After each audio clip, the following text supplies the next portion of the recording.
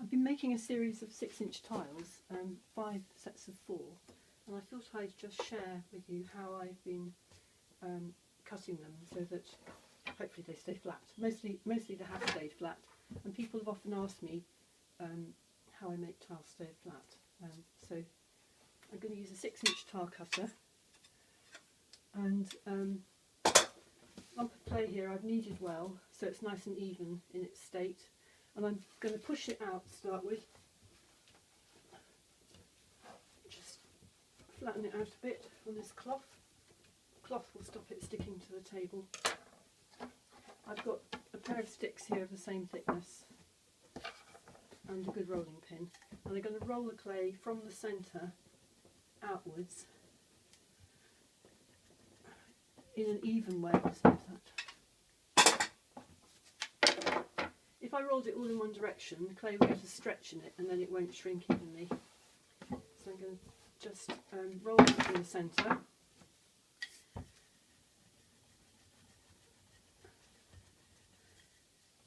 And may look a bit tedious, but it's worth it. Roll that from the centre.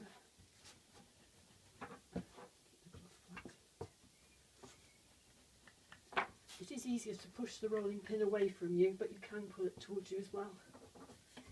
I'm doing little shunts like that.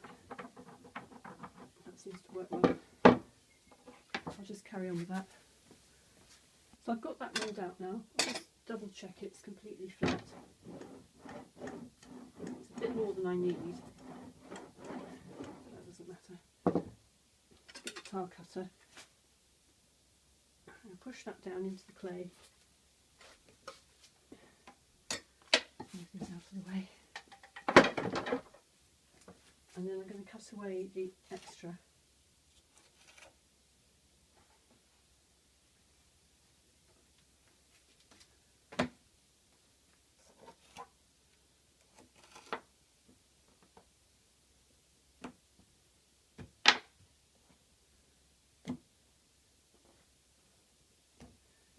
So if I was just to lift that up now and put it onto a board, as it lifts up, the clay will sag underneath in the cloth.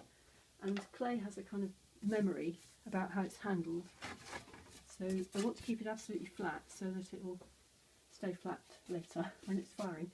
And what I'm going to do is slide the whole lot onto a board, putting a board next to the table, level with the table. I'm going to pull the cloth and the whole lot onto it like that.